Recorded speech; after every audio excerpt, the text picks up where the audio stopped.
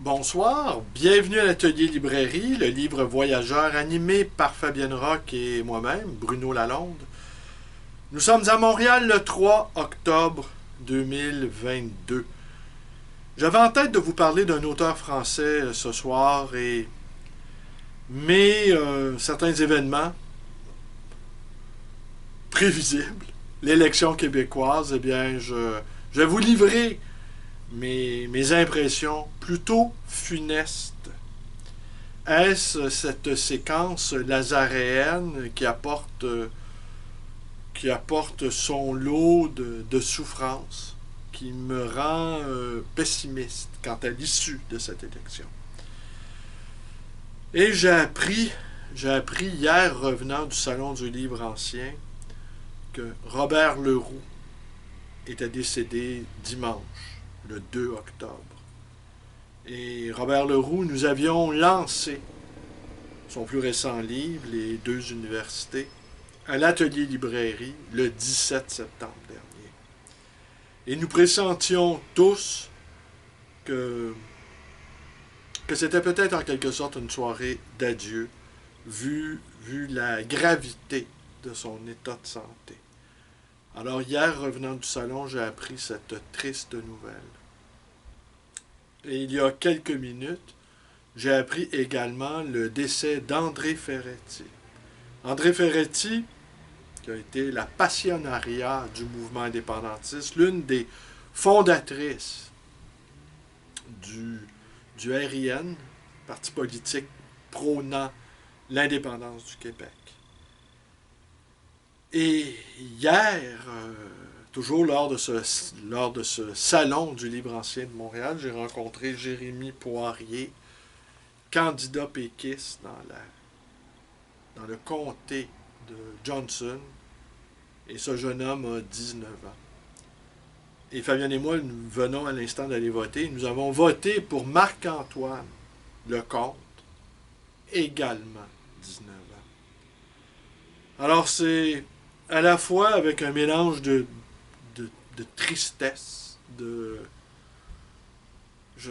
d'appréhension. Je dirais que nous voyons ces jeunes gens inexpérimentés, des choses de la politique, des choses de la vie, se lancer hardiment dans une campagne qu'ils vont assurément perdre, ils le savent, ce sont de jeunes gens très intelligents. Mais ce parti québécois qui a été fondé en 1968 par René Lévesque, ce transfuge important du Parti libéral du Québec, eh bien, je ne vous cacherai pas ce soir que j'ai l'impression que, malgré certains signaux encourageants qui peuvent nous laisser croire à un sursaut, eh bien, j'ai l'impression que ça n'arrivera pas. Est-ce d'avoir appris le décès de Robert Leroux et celui d'André Ferretti qui me rend pessimiste? Est-ce cette atmosphère d'épouvante, hein, n'ayons pas peur des mots, qui ne cesse de grandir, qui me rend négatif? C'est possible. Et je peux y aller une heure avant le début du dévoilement des résultats. Je peux y aller de mes propres prédictions. La bonne nouvelle, c'est que je me trompe souvent. La mauvaise, c'est que la loi de la moyenne finit par jouer en ma faveur, me trompant tellement et si souvent que que cette fois-ci, je pourrais frapper juste, ce qui va être encore une mauvaise nouvelle. Alors, je pense que le Parti québécois ne fera pas 15%. Et il ne fera élire qu'un seul député, le député de Matane, Pascal Bérubé. Et je pense que nous allons assister ce soir aux obsèques de ce qui a été un très grand parti. Grand parti qui peut difficilement survivre à à 2 échecs sur un quart de siècle de son projet indépendantiste, on pourra juger que la méthode référendaire n'est pas la bonne, mais c'est cependant celle qui est reconnue internationalement. Et comme la question du droit à l'autodétermination des peuples est reconnue par l'ONU, le Québec n'a pas vraiment le choix, en tout cas selon moi, de faire les choses dans les règles reconnues internationalement.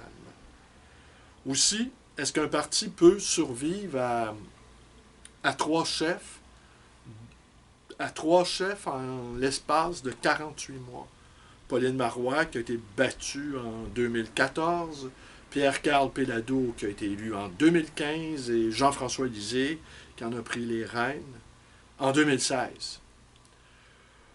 Pauline Marois, elle était plutôt centre-gauche, Pierre-Carl Péladeau plutôt centre-droit, et Lisée plutôt centre-droit également. Alors les oscillations gauche-droite au sein d'une même formation politique, sans la perspective de prendre le pouvoir à court terme, et sans la perspective de mettre en avant son option première, qui est l'indépendance du Québec, rend évidemment l'électorat circonspect, sinon sceptique, quant aux tribulations de ce parti. Alors, 2 échecs existentiels majeurs, une difficulté à maintenir le cap quant à l'orientation politique, et enfin une crise de leadership profonde et grave.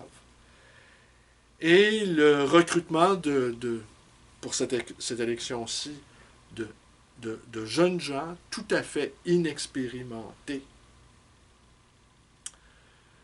Je ne peux m'empêcher de penser que lorsqu'une guerre est perdue, il ne nous reste qu'à mobiliser les extrêmement jeunes personnes. On aimerait penser que c'est... Enfin, j'aimerais croire que c'est le signe d'un renouveau, un signe de vitalité. Mais c'est aussi un signe que les personnes matures ou en capacité professionnelle ou encore en pleine possession de leurs moyens intellectuels répugnent à joindre cette formation qui a été si importante dans l'histoire du Québec. J'allais vous lire un passage de Mon désir de révolution d'André Ferretti. Ça va être pour un autre soir, si je ne me trompe pas. Et mais j'espère de tout cœur me tromper. Alors, 1 heure avant, on pourra dire, si je me trompe, ben, mes bons amis et les gens qui me connaissent bien savent que mon pif, mon flair politique est souvent pris à défaut. Et quant aux autres, eh bien, si sur ce coup-là, ça s'avère que j'aurais vu juste, eh bien, sachez que j'en éprouve par avance un grand chagrin. J'aimerais bien me tromper. Encore une fois. Allez, Bruno, trompe-toi encore et encore. Je vous remercie d'être avec moi et je vous dis à demain. Je ne sais pourquoi, j'ai réfléchi toute la journée à cet auteur dont j'avais l'intention de vous entretenir ce soir. Et puis après avoir été voté, je me suis dit, je ne vais quand même pas leur parler d'un auteur spécialiste à la fois de Cézanne, de Jasper Jones ou de Lautréamont. Il y a des limites à être un esthète, n'est-ce pas? À demain.